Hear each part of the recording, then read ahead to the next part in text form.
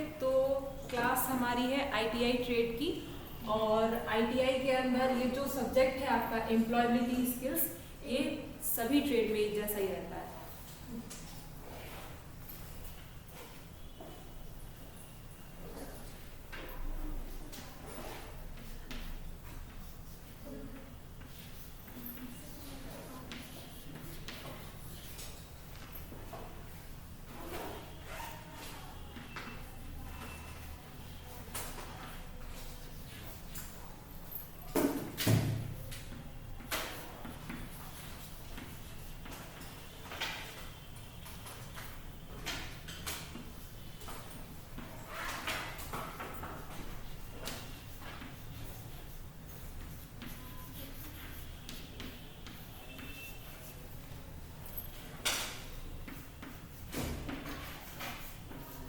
ये इनके जो यूनिट्स है इस सब्जेक्ट के अंदर, उनके नाम है।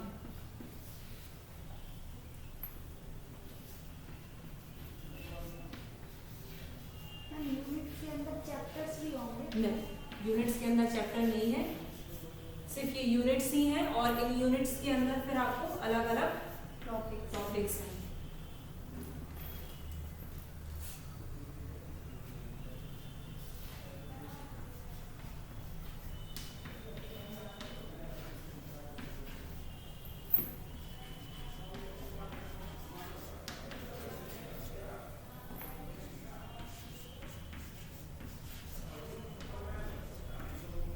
टोटल इसमें हमें 8 यूनिट्स दिए हुए हैं, और 8 यूनिट में जो है वो हमें अलग अलग सब्जेक्ट के बारे में दिया हुआ है। सबसे फर्स्ट है हमारा आईटी लिटरेसी, मतलब जिसमें इंफॉर्मेशन टेक्नोलॉजी लिटरेसी, जिसमें हमें कंप्यूटर के बारे में और जो भी हमारा आज का डिजिटल युग है उसके बारे में हमें फर्स्ट यूनिट में सिखाया जाएगा। फिर सेकेंड यूनिट जो है वो है हमारी इंग्लिश लिटरेसी, जिसमें हमें इंग्लिश ग्रामर जो हमने पढ़ी हुई है उसके बेसिक्स सिखाए जाएंगे। फिर थर्ड है कम्युनिकेशन स्किल्स, तो कम्युनिकेशन स्किल्स जो है उसमें हमें हमारे बिजनेस से रिलेटेड जो कम्युनिकेशन है वो कैसा रखना चाहिए वो बताया जाएगा। फिर है फोर्थ एंटरप्रेन्योरशिप, एंटरप्रेन्योरशिप को हिंदी में कहते हैं उद्यमिता। जब हमें खुद का कोई छोटा सा बिजनेस स्टार्ट करना होता है तो उस बिजनेस के लिए हमें जो जो प्रोसेस फॉलो करनी होती है वो हम एंटरप्रेन्योरशिप वाली जो हमारी यूनिट है उसमें सीखेंगे। फिर फिफ्थ यूनिट है हमारी एनवायरमेंटल स्टडी, जिसमें हम कि हमारे आसपास का एनवायरनमेंट कैसा होना चाहिए और वर्तमान में कैसा है, ये सारी चीजें हमें हमारी फिफ्थ यूनिट में बताई जाएगी। फिर सिक्स यूनिट में हमें क्वालिटी टूल्स, कि अगर आप कोई व्यवसाय करते हैं या फिर किसी जगह पर काम करते हैं तो वहां पे आप जो उपकरण यूज करते हैं उन उपकरणों की क्वालिटी कैसी होनी चाहिए, ये हमें 6 यूनिट में रहेगा। 7th यूनिट में हमें रहेगा लेबर वेलफेयर के बारे में, जो भी एम्प्लॉइज काम करते हैं उनके लिए।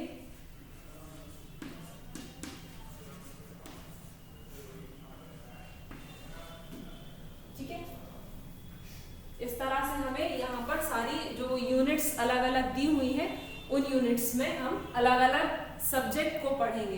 तो सबसे फर्स्ट है हमारा आईटी लिटरेसी, जहां से हम स्टार्ट करते हैं।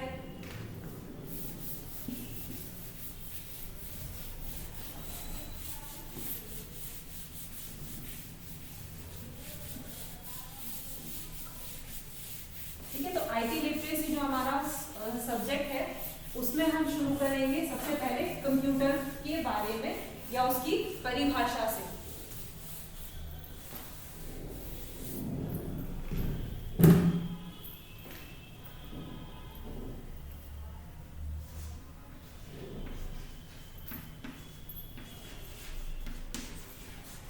ठीक है, कंप्यूटर का फुल फॉर्म भी होता है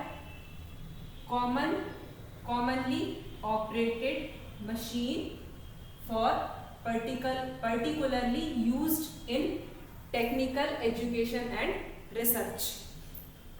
इसको अगर हम हिंदी में कहें तो कंप्यूटर जो है हमारा वो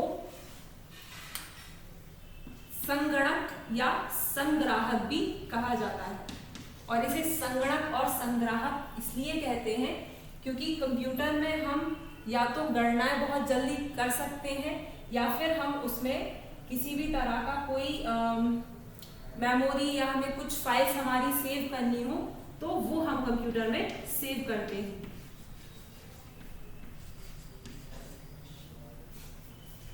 ठीक है, इसकी फुल फॉर्म अगर आपको नोट करना है तो आप इसका फुल फॉर्म नोट कर सकते हैं कंप्यूटर का।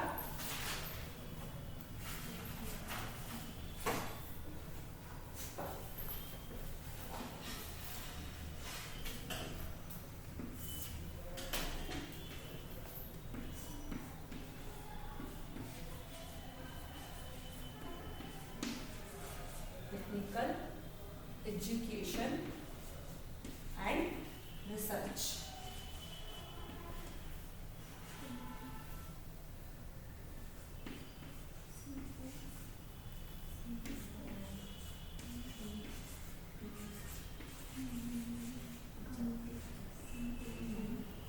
C for commonly, O for operated, M for machine, U for used, T for technical and E for education and R for research।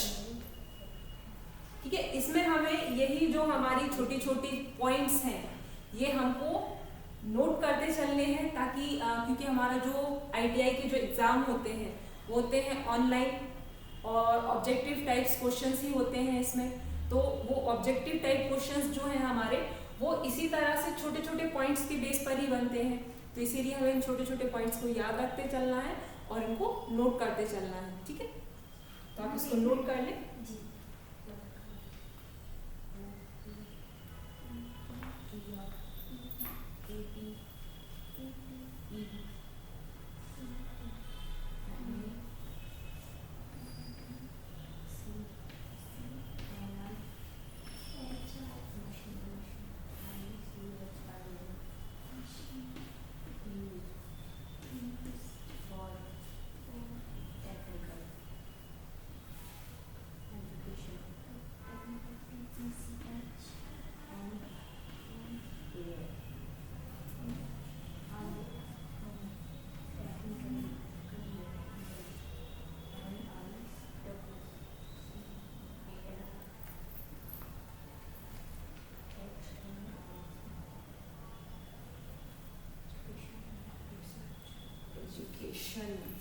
CTION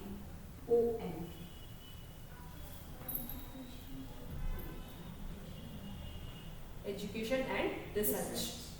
ठीक है, और वो जो दिए हुए हैं वो दिए हैं कंप्यूटर के हिंदी में नाम कि कंप्यूटर को हम हिंदी में क्या क्या बोलते हैं, संगणक, संग्राहक और अभिकलक, ये इसके हिंदी में नाम है।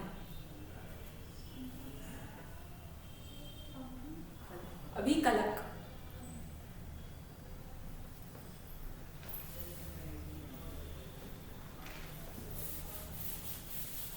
ठीक है, फिर नेक्स्ट जो इसमें है हमारा वो है कंप्यूटर की परिभाषा क्या होती है, कंप्यूटर को कैसे परिभाषित किया गया है।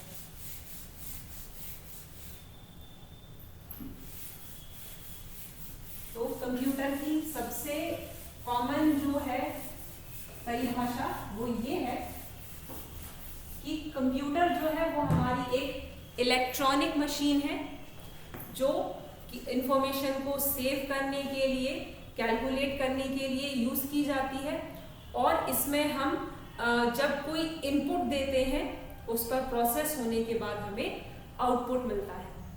अब कंप्यूटर की डिवाइसेस, क्योंकि इनपुट आउटपुट कैसे, इसे कौन कौन सी डिवाइसों से मिलकर बना है, तो कंप्यूटर जो है वो मेनली 3 डिवाइसों से मिलकर बना है। एक होती है हमारी इनपुट डिवाइस, दूसरी होती है हमारी आउटपुट डिवाइस,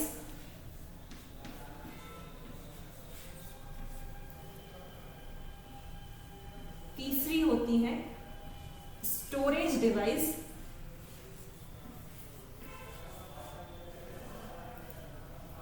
और चौथी होती है इसमें प्रोसेसिंग डिवाइस। इन सभी तरह की डिवाइसों से मिलकर ही कंप्यूटर जो है हमारा वो बना हुआ है। इनमें से किसी भी एक डिवाइस के एब्सेंट में अगर आप बोले कि वो कंप्यूटर है तो कंप्यूटर उसे नहीं कहा जाएगा, क्योंकि सबसे पहले क्या होता है, इनपुट उपकरण जो होते हैं हमारे, उनकी सहायता से हम कंप्यूटर को निर्देश देते हैं कोई भी, ठीक है।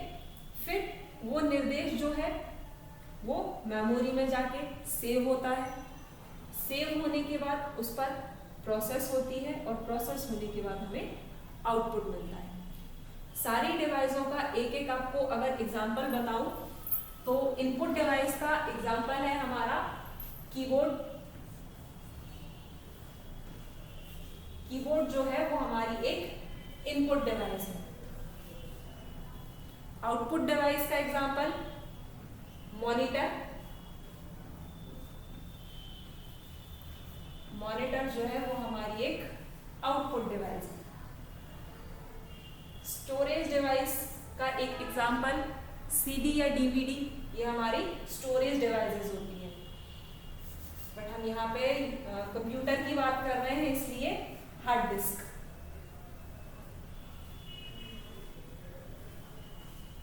ये हमारी स्टोरेज डिवाइस है। और प्रोसेसिंग डिवाइस की अगर हम बात करें कि प्रोसेसिंग किस पर होती है, तो प्रोसेसिंग के लिए यूज होता है सीपीयू, ठीक है। तो इस तरह की 4 डिवाइसों से मिलकर हमारा कंप्यूटर बना होता है। जब हम कंप्यूटर पर हमें कुछ लिखना होता है तो हम कीबोर्ड की हेल्प से लिखते हैं, या किसी फाइल को सिलेक्ट करना होता है, उसे ओपन करना होता है तो माउस की हेल्प से करते हैं। तो मीन्स हम यहाँ पर इनपुट दे रहे हैं, वहां पर जो कोई भी निर्देश दे रहे हैं, फिर उस निर्देश पर सेव होगा पहले वो मेमोरी में, उस पर प्रोसेस होगी और फिर हमें मॉनिटर पर आउटपुट मिलेगा। अब सीपीयू, सीपीयू जो है वो हमारा 2 चीजों से मिलकर बना होता है।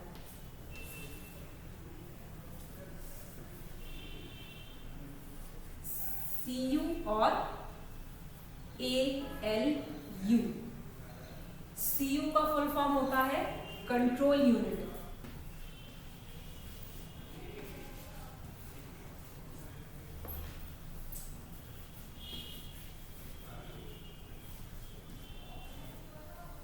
और एएलयू का फुल फॉर्म होता है अर्थमेटिक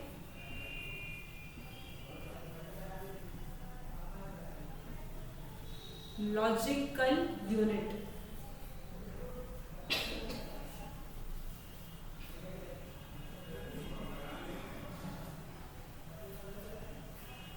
इसी तरह से सीपीयू जो है हमारा, उसका भी फुल फॉर्म होता है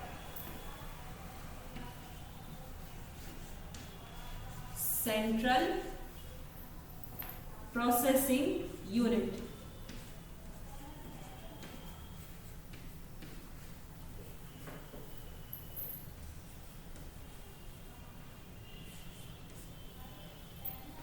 ठीक है, सीपीयू इन दोनों से मिलकर बना होता है।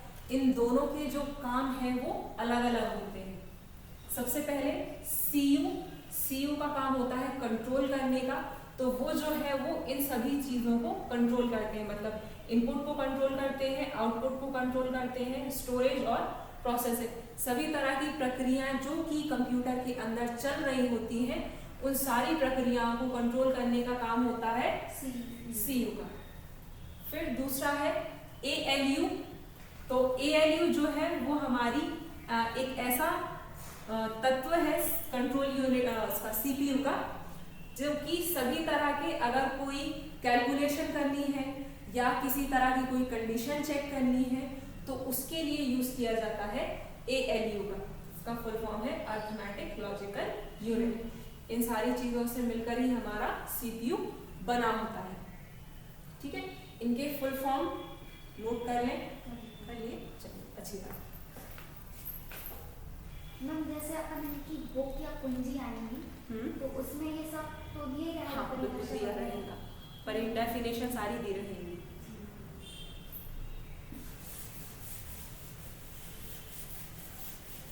इसकी बुक आएगी आपकी वैसे तो।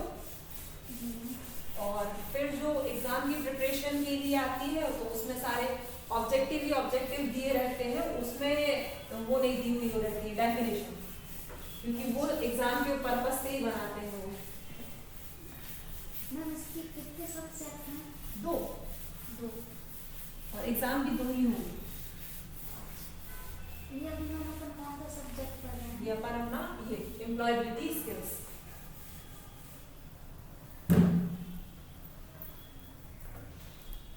ये अपना ऐसा सब्जेक्ट है कि आप ITI किसी भी ट्रेड से करो, सारे ट्रेड के फर्स्ट ईयर में ये सब्जेक्ट रहता ही रहता है, क्योंकि एग्जाम जो है वो ऑनलाइन होता है, तो इसमें स्टार्टिंग में ही हमें कंप्यूटर का नॉलेज दे दिया जाता है ताकि फिर उससे ऑनलाइन एग्जाम देने में कोई प्रॉब्लम ना हो।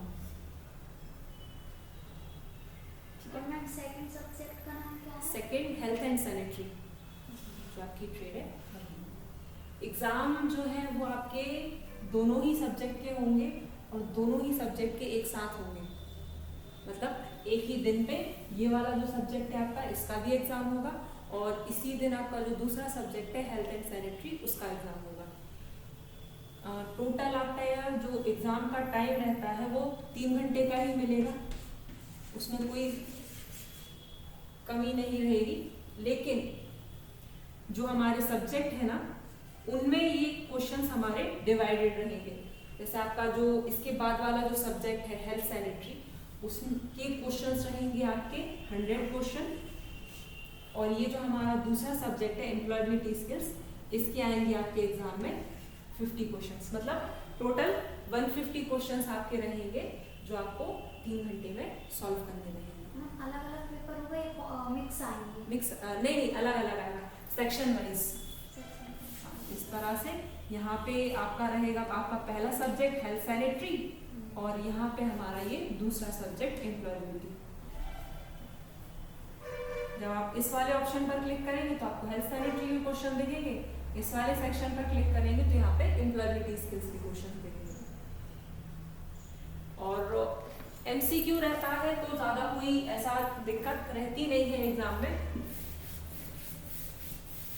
बस यही है कि दोनों ही क्लास अपन पढ़ते टाइम पर जो हमारे छोटे छोटे क्वेश्चंस हैं या कुछ जो ऐसी चीजें हैं जिनसे हमें लग रहा है कि इनका ऑब्जेक्टिव क्वेश्चंस बन सकता है, तो वो हम भी आपको बताते जाएंगे और आप उसको नोट करते जाइएगा, तो कोई दिक्कत आएगी ही नहीं एग्जाम में भी। ठीक है, तो अभी अपन आगे कंटिन्यू करते हैं, और हमारा जो है कंप्यूटर कौन सी लैंग्वेज समझता है, अगर हम उसकी बात करें तो कंप्यूटर जो है हमारा वो मशीन लैंग्वेज समझता है।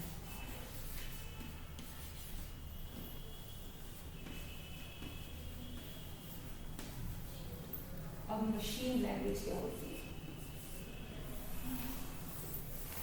मशीन लैंग्वेज होती है 0 और 1 का कोड, ये होती है मशीन लैंग्वेज। जैसे कंप्यूटर में अगर मैं अपना नाम टाइप करूं या आप अपना नाम टाइप करें तो हम उसको अल्फाबेट में ही टाइप करेंगे, लेकिन कंप्यूटर जो है वो हमारे उस अल्फाबेट में टाइप किए गए हमारे नाम को इस 0-1 के कोड में कन्वर्ट करके ही समझेगा, क्योंकि कंप्यूटर जो है वो हमारा स्टार्टिंग से जब से बनाया गया है तब से लेकर अब तक कंप्यूटर जो है वो इसी लैंग्वेज को समझता है और इसी लैंग्वेज में काम करता है। जैसे हम कुछ भी टाइप करते हैं तो कंप्यूटर में भी एक तरह का ट्रांसलेटर होता है जो हमारी लैंग्वेज में लिखे हुए कोड को कंप्यूटर की लैंग्वेज में ट्रांसलेट करता है, फिर कंप्यूटर उस पर प्रोसेस करके और वापस ट्रांसलेटर उसे ट्रांसलेट करके हमारी लैंग्वेज में ट्रांसलेट कर देता है। ठीक है, और यही जो 0-1 का कोड है ना, इसी के बेस पर कंप्यूटर की मेमोरी बनी हुई है, जिससे हम कंप्यूटर की मेमोरी को मेजर कर सकते हैं कि हमारा कंप्यूटर किस तरह से कोई फाइल को सेव करता है, और जब वो किसी फाइल को सेव करता है तो फिर उसे कितना स्पेस लगता है। ये जो हमारे 0 और 1 है, ये कंप्यूटर की मेमोरी की सबसे छोटी इकाई कहलाते हैं। जैसे आप लेंथ को नापते हैं तो सेंटीमीटर, मिलीमीटर इस तरह से मेजर किया जाता है, तो उसी तरह से कंप्यूटर की मेमोरी को भी अलग अलग मेमोरी यूनिट से माप सकते हैं, और उनमें सबसे छोटी इकाई जो होती है वो होती है बिट। और ये बिट जो है वो या तो एक 0 हो सकता है या एक 1 हो सकता है। ये जो है ये जितना स्पेस रिजर्व करते हैं वो कहलाती है हमारी एक बिट। ठीक है, इसके बाद अगली जो मेमोरी की हमारी यूनिट होती है वो होती है बाइट, जो कि 8 बिट से मिलकर बनी होती है।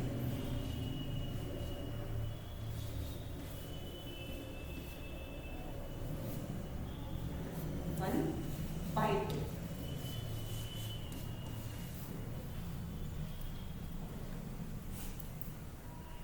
फिर इसके बाद अगली और मेमोरी की यूनिट जो होती है हमारी वो होती है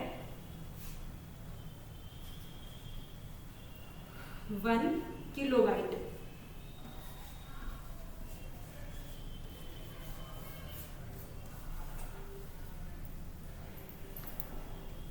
जो कि हमारी 1024 बाइट से मिलकर बनती है।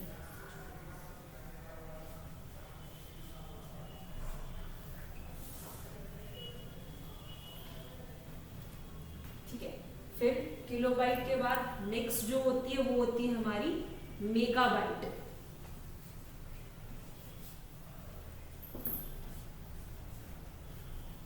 और यहां से जो सीक्वेंस है ना हमारा वो 1024 का ही स्टार्ट हो जाता है कि 1024 बाइट से मिलकर हमारी 1 किलोबाइट बनी, और 1024 किलोबाइट से मिलकर हमारी 1 मेगाबाइट बनेगा। इसको शॉर्ट में हम बोलते हैं केबी और एमबी।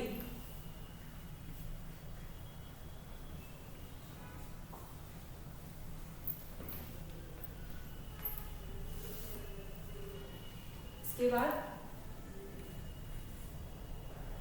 1 गीगाबाइट,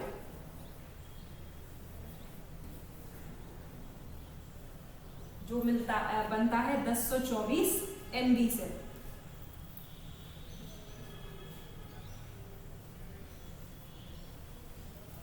ठीक है, और 1 टेराबाइट,